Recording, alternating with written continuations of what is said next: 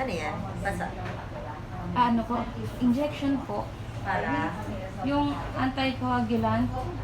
Para sa apas. Opo, meron po Tama kasi ba? ako apas. Apas na. Heparin. Tama ba?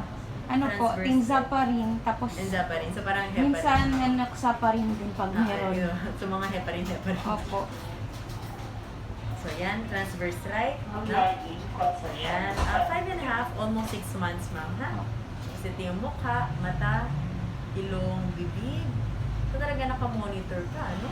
Pero usually mga first 3 months may delikado dyan. Pero talagang ano yan. Last time po kasi yung 16 weeks na wala ng heartbeat. Kaya, pero nung time na yon wala kang Hindi ko pa alam may apas ako, wala pa akong Nagpa-test injection. ka talaga, no? Opo, after nung Talagang positive. second miscarriage. So wala ka pang baby, ito pa lang. Opo. Kaya, tama. Yan talaga yan. Yung apas ng kalaban ng katawan. Opo, makatang. Ang kalaban, na-gets mo naman yung mechanism, di ba? Kung bakit Opo. namamatay. Na-explain na yun. May cord coil siya, ha? Ano po? Cord coil. Paano po yan? Tanongin mo si Doctor. Ano sabihin ko? Ha? Sabihin ko po kay Doc. Nandun naman sa result yan. Sasabihin. Ano po gagawin pag Ay, ano? hindi ko nga po alam. Sila po Opo. magsasabi. Sila po magsasabi ko ano Awkward po siya. Wala, ako monitor lang naman. Ha?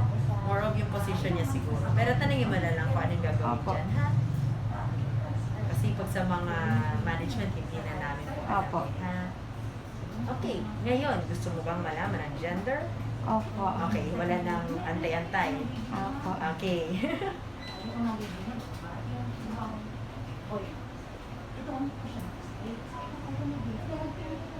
Ano? Hita.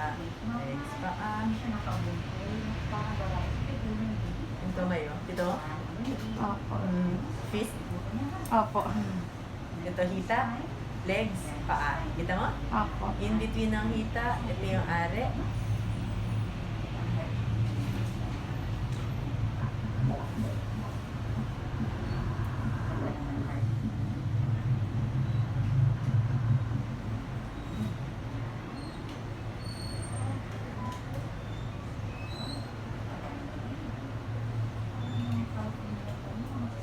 Baby girl. Girl siya. ha? Girl siya? Okay, kita mo. Kasi, Kala ko boy. yan po, oh.